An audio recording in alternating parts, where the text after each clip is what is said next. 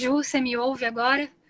Agora eu ouço, você me ouve. Me desculpa, parei de ouvir e daí caiu, não caiu porque eu voltei para ver a conexão e aí caiu de vez. Me desculpa pelo problema técnico. E daí eu vou te apresentar novamente, então, e aí a gente pode seguir, tá bom? Tá, eu sigo onde eu parei? Pode Ou ser, Ju. começo? Pode ser, como você preferir, mas se você quiser continuar de onde você parou, para não repetir tudo, pode de onde você Não sei se preferir. vai conseguir gravar, mano. Daí a parte o trecho da história que não ficaria gravado, né? Mas, bom, se você quiser repetir, pode repetir, Ju. Acho que é legal até. Tá bom? Tá. Eu vou te apresentar novamente, então, né? Então, para quem está Acho que chegando, eu vou continuar de onde eu parei, viu? tá bom, pode ser, então. Então, apresentando novamente a Ju. A Ju é a Juliana de Soares de Jesus, é doutora pela Pontifícia Universidade Católica de Campinas, com financiamento CNPq. Tem graduação em Psicologia em 2013 pela PUC Campinas e mestrado em Psicologia como Ciência e Profissão em 2015 também pela PUC. Desenvolveu 2 projetos de iniciação científica, um em 2011, investigando o sentido da medicalização na escola para os professores, e um em 2012, investigando o tema dificuldade de aprendizagem. Portanto, a Juliana é membro do Prosped desde 2010. No mestrado, trabalhou com fotografias e produção de histórias para o desenvolvimento da atenção, e no doutorado, com contação e produção de histórias para elaboração e significação das emoções. Atualmente é professora no curso de Psicologia do Centro Universitário Unimetrocamp. Lembrando que essa é a terceira live de um ciclo de lives promovido pelo Prosped desde agosto desse ano. A primeira live foi realizada pela professora doutora Vera Lúcia Trevisan de Souza, líder do nosso grupo, em agosto. A segunda live teve como convidada a doutora Maura Sá de Pimenta Neves, com o tema Música como Materialidade Mediadora no Trabalho com Adolescentes. E Ju, então, pode dar continuidade à sua fala, me desculpa pelo problema técnico, e eu vou monitorando aqui o tempo e te aviso quando der 30 minutos do começo da sua fala, tá bom? Tá bom. Então,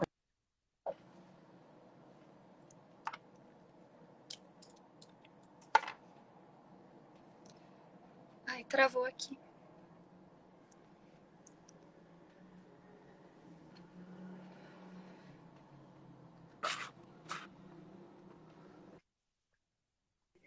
na verdade, a gente pensou, a gente estudou muito e discutiu muito no grupo, né? Foi as histórias, a gente, se a gente for pensar, as histórias, elas existem assim desde sempre, né? Para não dar uma data, assim, ela é um fenômeno, ela é uma forma, ela é um instrumento, uma... Ixi, o meu travou? Você me ouve? Agora eu te ouço, Ju. Acho que travou por um tempinho, mas agora eu voltei a te ouvir já. Tá. Deixa eu verificar aqui. Não, tá certo a minha. Tá. E um segundo ponto também com relação às histórias, né, é que a gente começou a discutir no grupo e estudar no grupo o quanto que as histórias elas sempre existiram, elas existem assim de diferentes formas, diferentes povos, né, vão utilizando a história, contando a história aí a partir da sua cultura.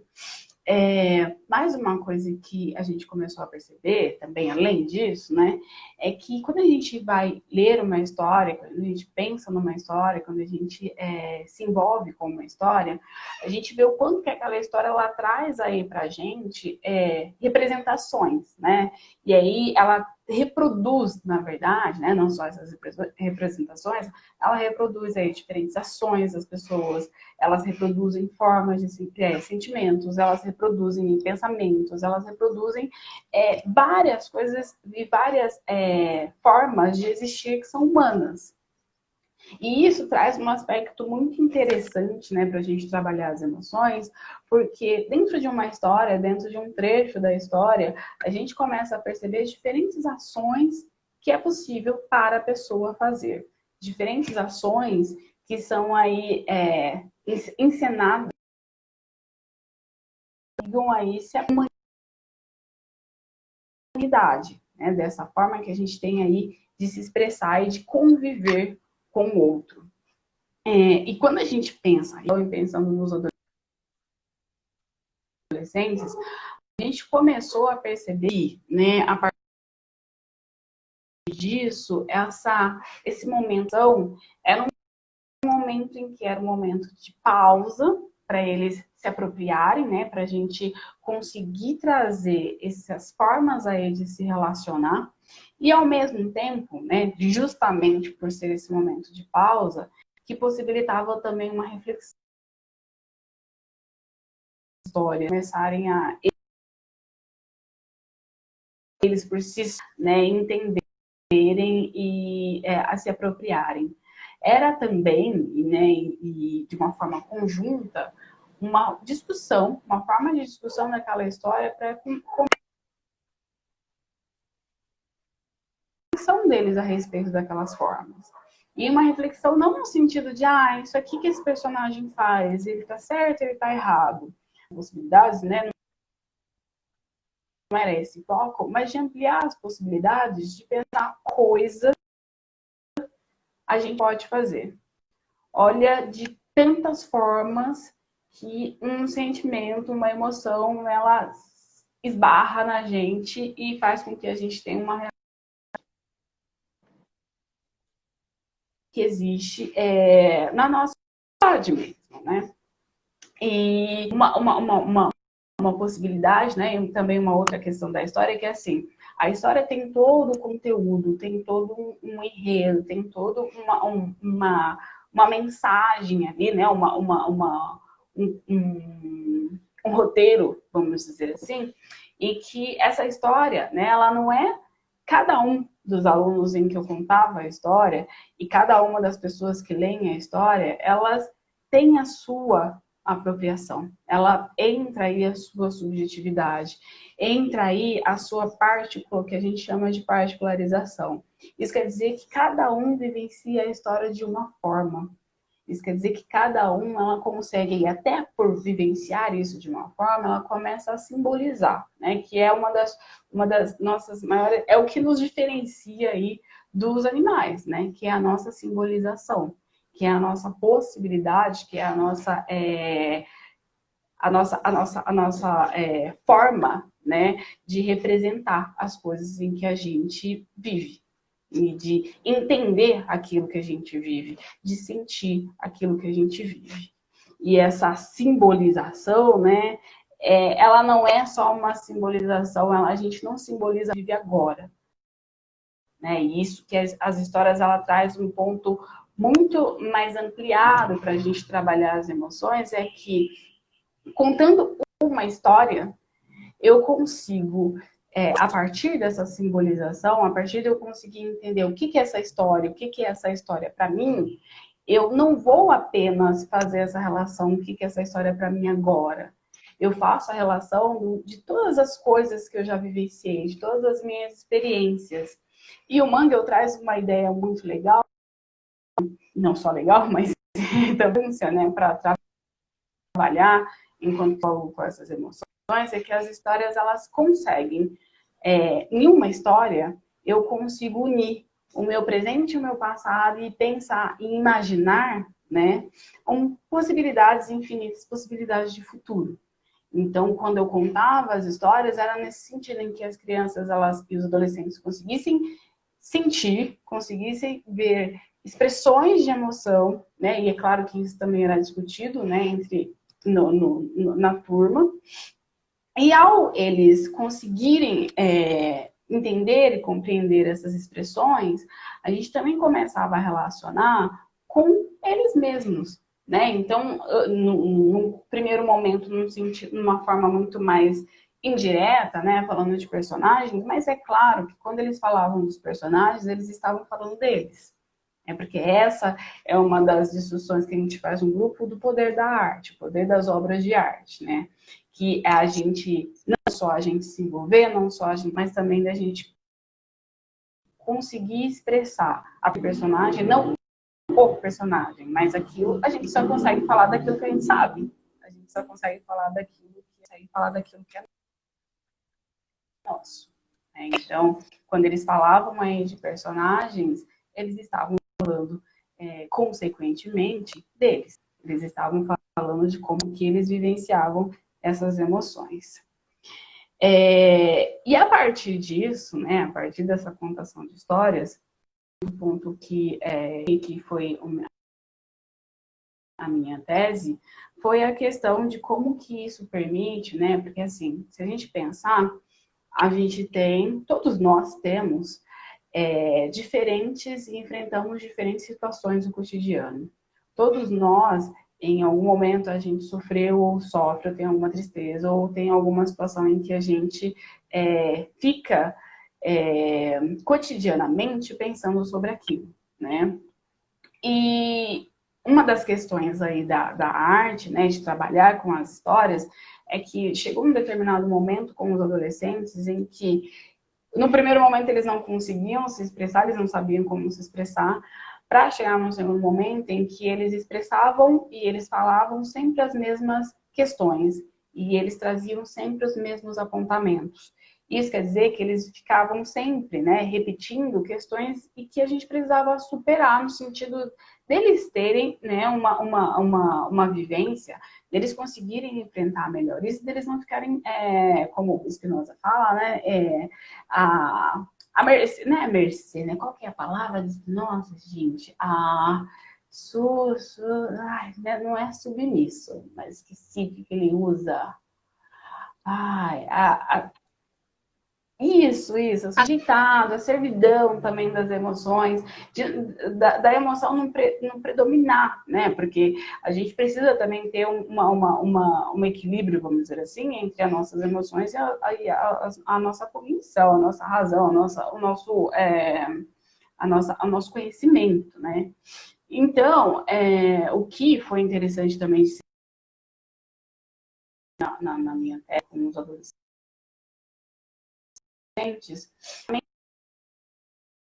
as histórias, além deles conseguirem essa expressão, além deles conseguirem perceber formas que eles poderiam se expressar, houve também uma discussão a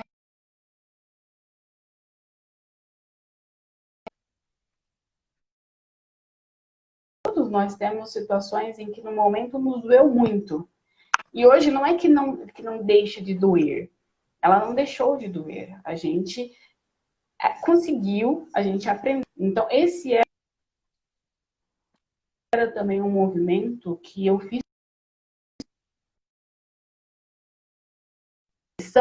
e, ao mesmo tempo, a reconfiguração, a ressignificação daquele indivíduo para que eles pudessem, assim, estudar, porque né, isso é uma coisa que, em determinados momentos, eles tinham aí algumas questões que eram até fora da escola, nem era da escola, que impossibilitava eles de prestarem atenção, por exemplo, numa aula, né? Então, esse é um ponto assim de reconfiguração, que a gente chama de reconfiguração. O meu objetivo, né, eu não acredito nisso, não é de as pessoas pararem de sentir, as pessoas controlarem o que elas estão sentindo. Mas, sobretudo, na verdade, o que era, na verdade, necessário no meu trabalho, que foi necessário no meu trabalho e que foi, assim, um norteador para a minha atuação, foi deles conseguirem entender o que eles estavam sentindo, conseguirem entender por que eles estavam sentindo. E aí, a partir do momento que a gente entende por que a gente está sentindo, a gente começa a pensar em ações para enfrentar e para superar essas situações. Então, é o que a gente discutiu, o que eu discuti na minha tese, né? Que falo que a gente é porque todo mundo do grupo discutiu comigo. De a gente possibilitar novos registros para esses alunos, novas formas aí deles conseguirem expressar, deles conseguirem sentir, deles conseguirem agir, né? Pensar, sentir e agir, que está muito junto, que está sempre nessa união, está sempre possibilitando aí um desenvolvimento para as pessoas, né? Isso, né? Falei um pouquinho de emoções, falei das histórias, e tem um ponto também que foi crucial, né, para a contação de histórias, para essas expressões, essas emoções, para essa significação das emoções, que foi e né, uma atuação que é de psicólogo escolar, que é uma atuação, eu trabalhar, fiz os adolescentes aí com o foco na emoção, e eu sempre trabalhei com a turma toda. Não era um sujeito, não era uma criança, não era um adolescente, não era numa perspectiva de trabalhar com o que é, né, visto, o que é discutido como aluno problema. Porque se a gente parte de uma perspectiva de que a gente se desenvolve com o outro, né, obrigatoriamente a nossa ideia é que esse trabalho seja no coletivo para que não só aquela pessoa que tem uma maior dificuldade ou que tinha aí uma dificuldade de se expressar, mas também dos outros também ajudando, dos outros também compartilhando, dos outros também trocando formas de enfrentamento. Né? Então, não era só uma coisa em que eu fazia, vamos dizer assim, não era individualizado, não poderia ser individualizado, porque, da perspectiva, isso já rompe com todo o social. E, ao mesmo tempo, né, para além, né, dessa necessidade que a gente tem do outro para a gente se desenvolver, tem também um ponto muito importante que são as nossas trocas. Né? Então, existiram vários momentos em que a resposta não veio de mim, né? Isso é um ponto que, como psicóloga escolar, que eu comecei a refletir bastante sobre a minha atuação, porque a resposta não tinha que vir de mim, obrigatoriamente. Eu estava lá para nortear uma discussão. E a minha ideia era que eles conseguissem também discutir isso, até para o desenvolvimento deles, que eles conseguissem desenvolver isso da forma como eles chegassem, né, a esse ponto. Então, tiveram vários momentos em que não foi eu, foram os alunos que trouxeram ideias, foram os alunos que discutiram várias ideias. E aí a gente foi juntando, a gente foi, né, criando aí várias formas de pensar, de sentir e de agir diante das situações. Então, esse é um ponto que para mim assim foi bem importante, que foram essas trocas, né? Essas trocas com todos e de todos. Não era uma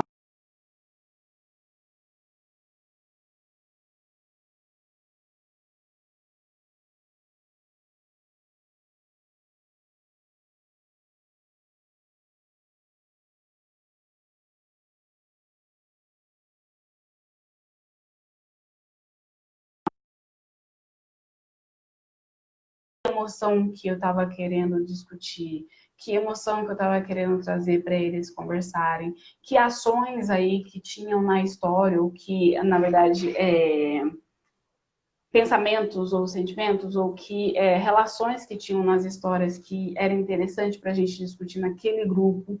E isso quer dizer que era um trabalho meio que insano, assim,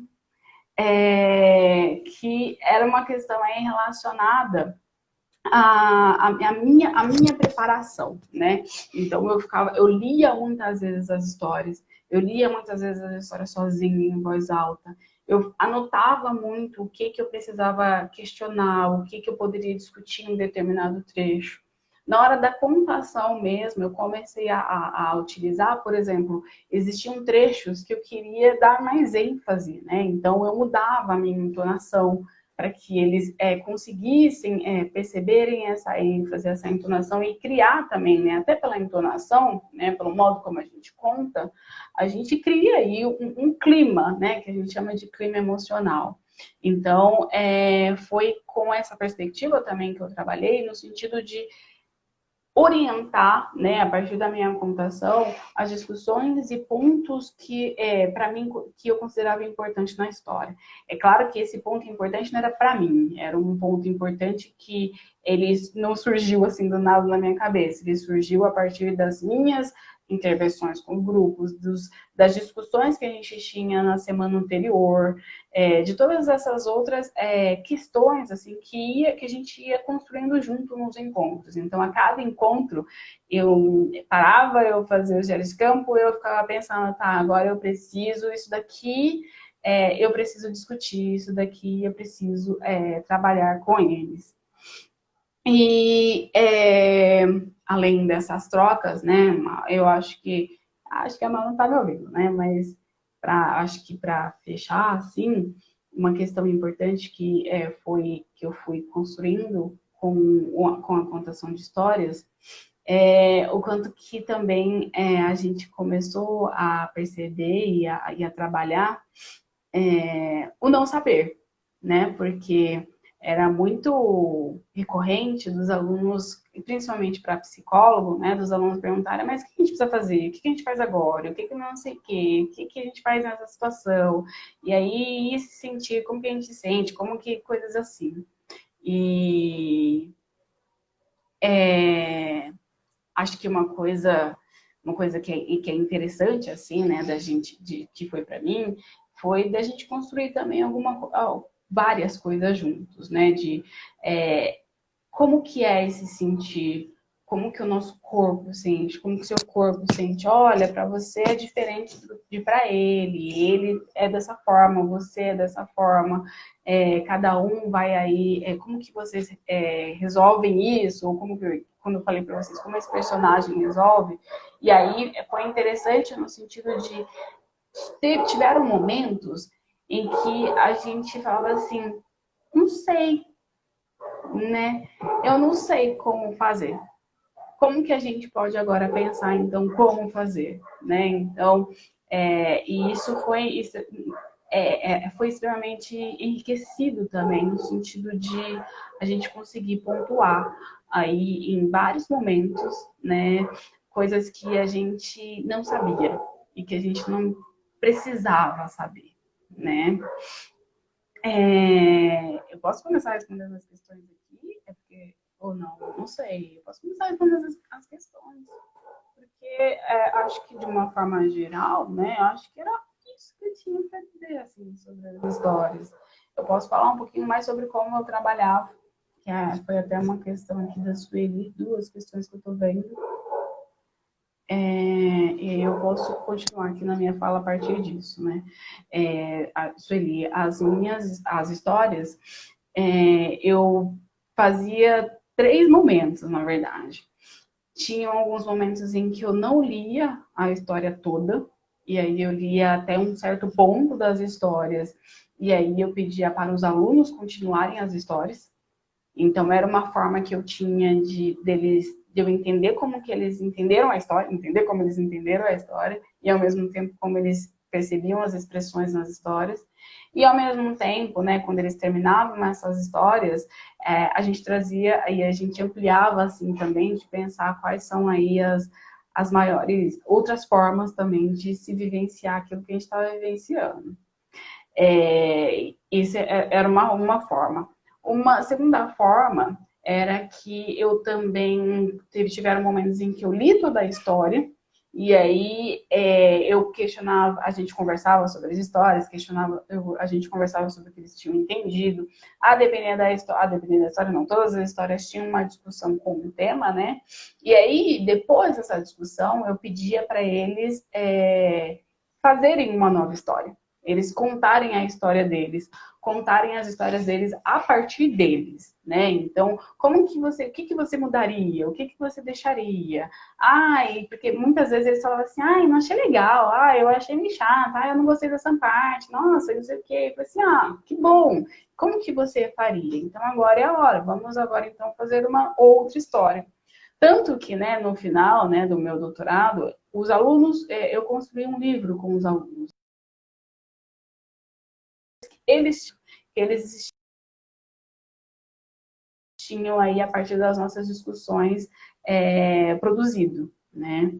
E uma outra também questão que eu fiz com eles é que também, além disso, né, até para eles conseguirem se apropriar e a gente discutir mais essas expressões, essas emoções, eu pedia também para eles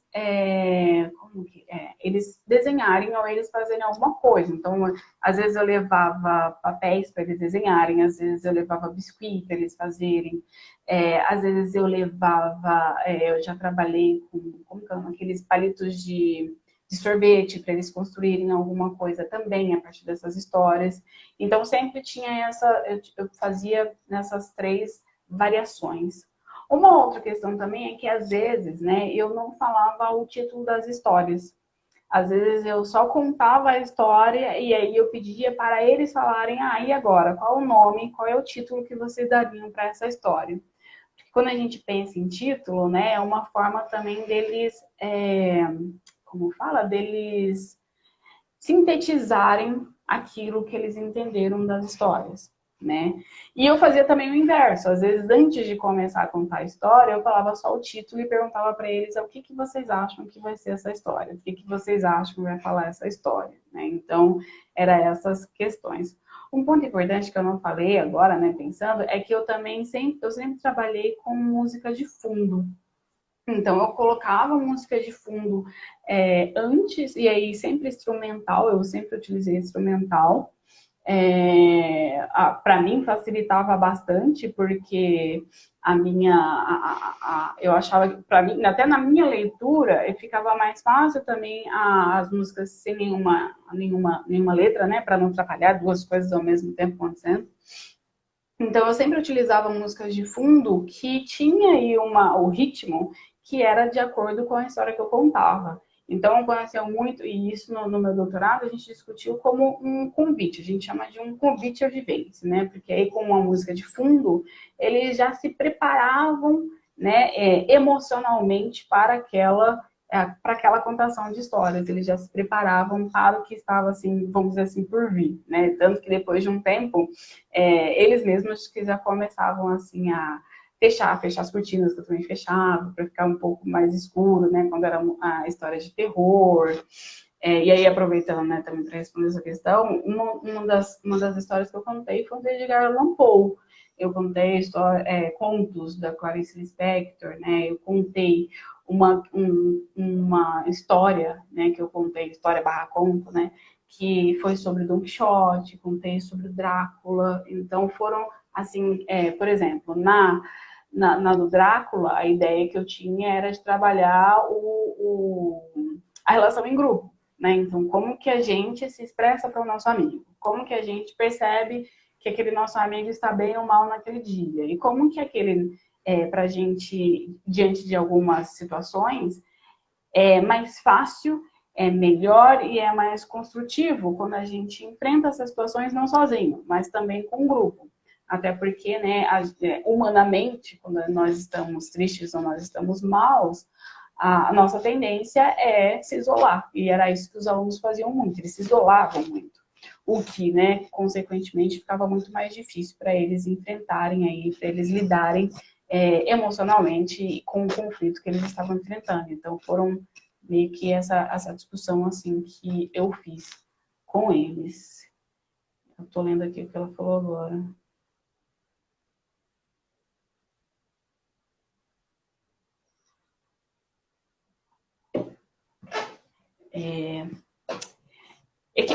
No começo, né, também com relação às músicas, ainda, como nas histórias, né, que eles falavam assim, ai, não gostei, ai, não entendi nada, eu não sei o quê.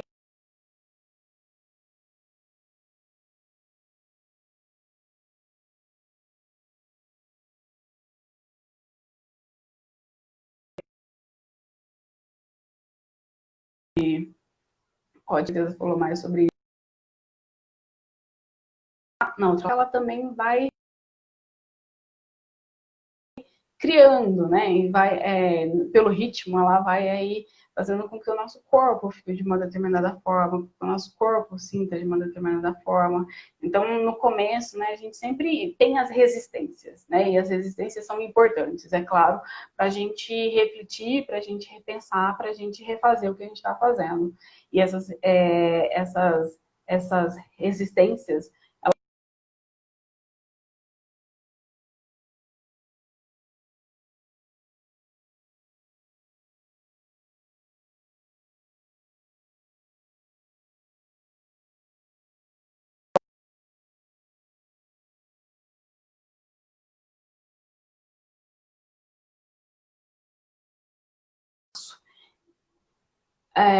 estavam abertos para aqueles espaços, para aquele espaço para eles se expressarem, para eles significarem e para eles terem, né, aquele momento em que a gente, como eu falei, a gente chama de momento de pausa,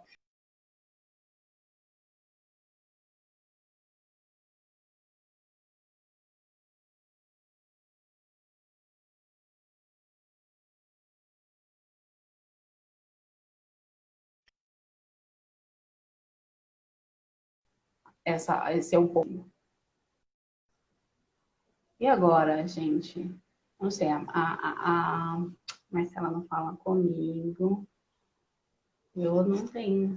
Acho que isso era as minhas considerações, assim, para falar sobre a contação de histórias. Ah, sim, um ponto último e importante, né? É que eu não sou uma contadora de histórias. Existe, né, a profissão de contadora de histórias. Eu não sou uma contadora de histórias. Existem aí vários contadores e vários livros de contadores em que eles contam, né, de diferentes formas. Então, tem aquelas pessoas que decoram a história e contam, tem aquelas pessoas que elas entendem o conteúdo da história e depois ela vai mesmo, no momento da contação, fazendo várias aproximações com a história. E tem aquelas pessoas que usam, por exemplo, objetos, né? Isso aqui agora é um chapéu, isso daqui é isso, isso daqui é aquilo.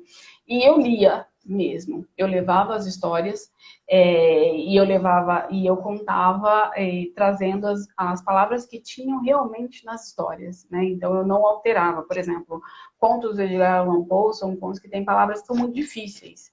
E eu lia o conto da forma como ele estava, com as palavras que eles estavam, e na grande maioria das vezes, os alunos nem questionavam muitas histórias porque eles entendiam o contexto, né? Então, a minha forma de contar a história era realmente lendo como as histórias estavam, né? E aí, o meu trabalho era maior, né, nessa contação, com a minha, como fala? A minha entonação. Né? Então, era a minha entonação que eu utilizava, vamos dizer assim, na minha contação, que diferenciava do que estava ali escrito. Né? Então, acho que era isso. A minha leitura era muito planejada, previamente planejada. Eu lia diversas vezes antes de começar a atividade, né? Antes da atividade. Além disso, né, uma coisa que era importante que eu fazia também era que eu ia até o autor para eu entender o que aquele autor queria com aquela história, por que ele fez aquela história. Entendia a história, a biografia, né, do autor, porque era importante também e eu discutia isso com os alunos de por que aquela história existia, por que ele tinha criado aquela história, quando eu conseguia, né, essas informações. Então, eu sempre lia as histórias antes para mim mesma. Eu sempre pensava, o que eu vou discutir com isso daqui?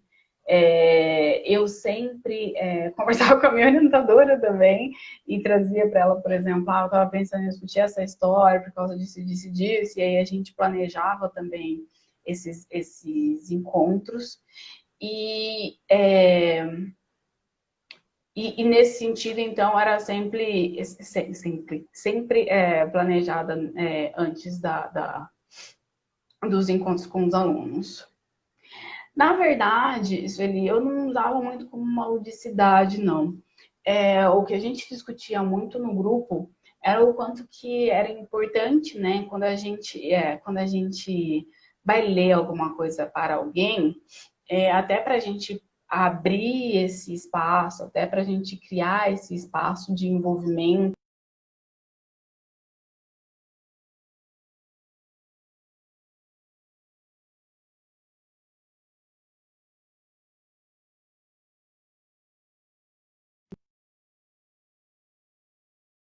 A primeira frase do texto que eu li para vocês era sentia-se um vazio.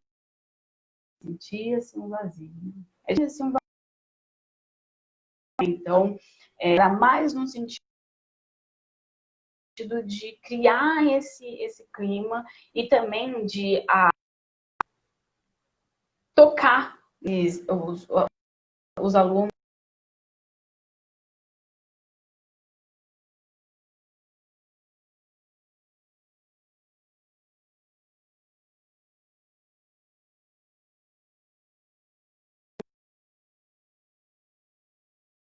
A gente se expressar com o outro. Foi mais nesse sentido. É isso. Não sei, alguém assim, questões, apontamentos. Tá, tá bom, mano. Agora.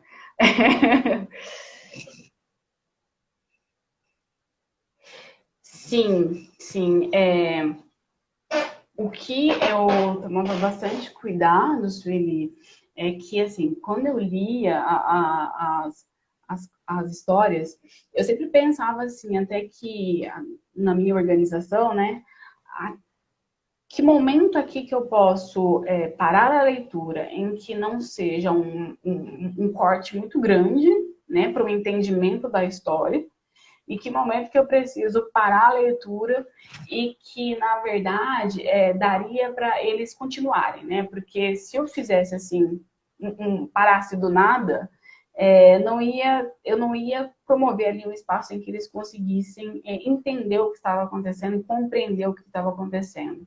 E se eu fosse muito, né, na história, aí não iria agilizar tanto, né, a imaginação deles para que eles conseguissem aí pensar em formas de expressão e de não só, né, da escrita da história, mas também de pensar mesmo, de ampliar, né, o olhar dele para aquilo que o olhar deles para aquilo que a gente estava discutindo. Então era muito assim às vezes era um exercício que era um exercício assim, muito difícil no sentido de onde que eu posso, porque assim, parece que a leitura, nossa, e eu também ouvia isso muito deles, né? Mas nossa, porque parou agora? Então, quando eu ouvia isso, nossa, porque parou agora, eu já sabia que tinha sido uma parada ali que eu tinha feito de uma maneira muito correta, né? Porque era, vamos dizer assim, era um momento assim meio que do clímax, mas ao mesmo tempo que não perdeu tudo, nós não perdemos tudo do que havia discutido e que possibilitava aí um olhar mais ampliado dos alunos. Então foi mais dessa forma, assim. Eu não sei como eu falo isso para você, mas alguém tem umas questões, comentários? Porque como que a Má vai saber disso? Cadê a Aline?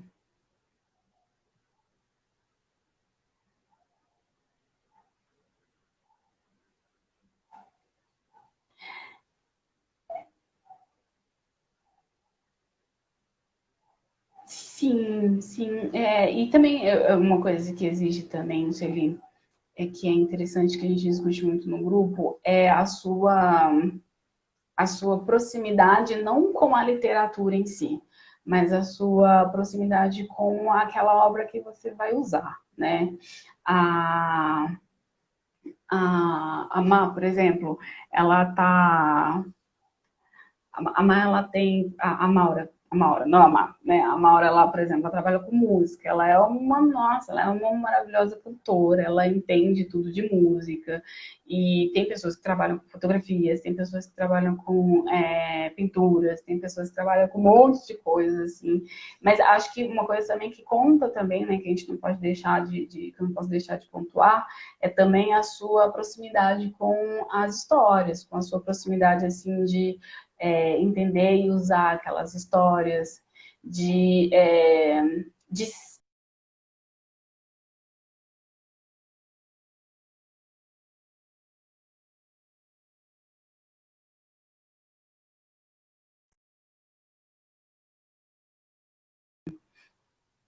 se sentir confortável de usar, né? Fazer sentido para você. Né? Então, quando eu trabalhei no meu mestrado, eu trabalhei com fotografias.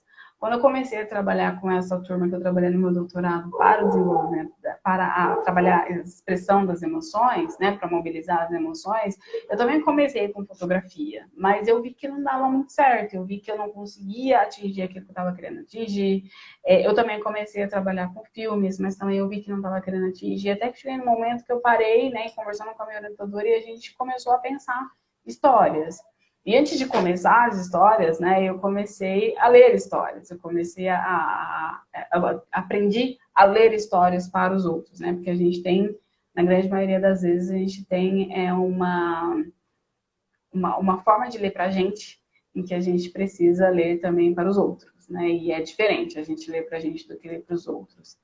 Então, acho que isso foi muito importante, e é muito importante também, além desse planejamento, além desse estudo, acho que tem também uma porcentagem muito grande, assim, de fazer sentido aquilo que a gente está usando, fazer sentido aquela discussão que você está propondo, assim, você não pode usar uma história e falar, vou falar sobre isso, mas você nem consegue relacionar com a história, nem consegue relacionar com o que está acontecendo, nem consegue relacionar com o que você quer discutir, então isso também é muito importante.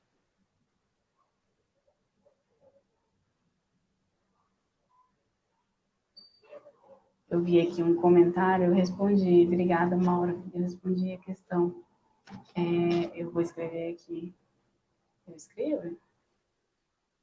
Acho melhor eu não tocar aqui, senão não vai dar muito certo. Mas acho que é isso, não sei.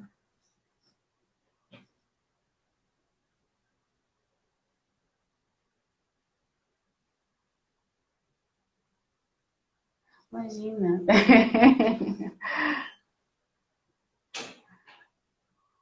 Imagina, espero ter ajudado, né? Eu espero que tenha sido claro, né, o meu trabalho, que eu tenha conseguido nesses 30 minutos falar o que, né, eu fiz vários recortes aí, falei o que eu acho que eu considerava mais importante.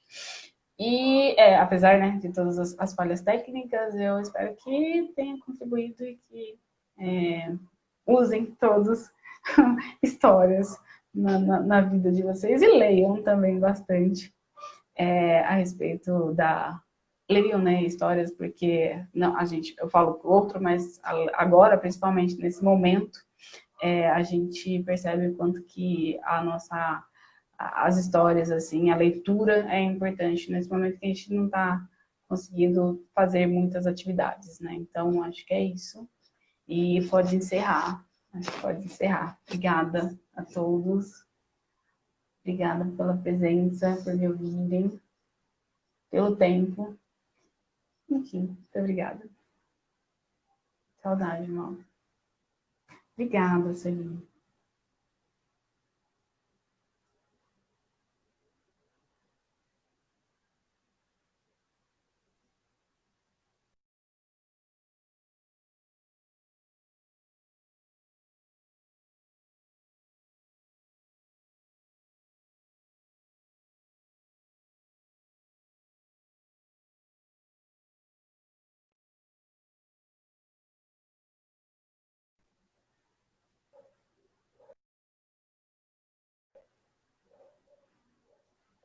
Saudade.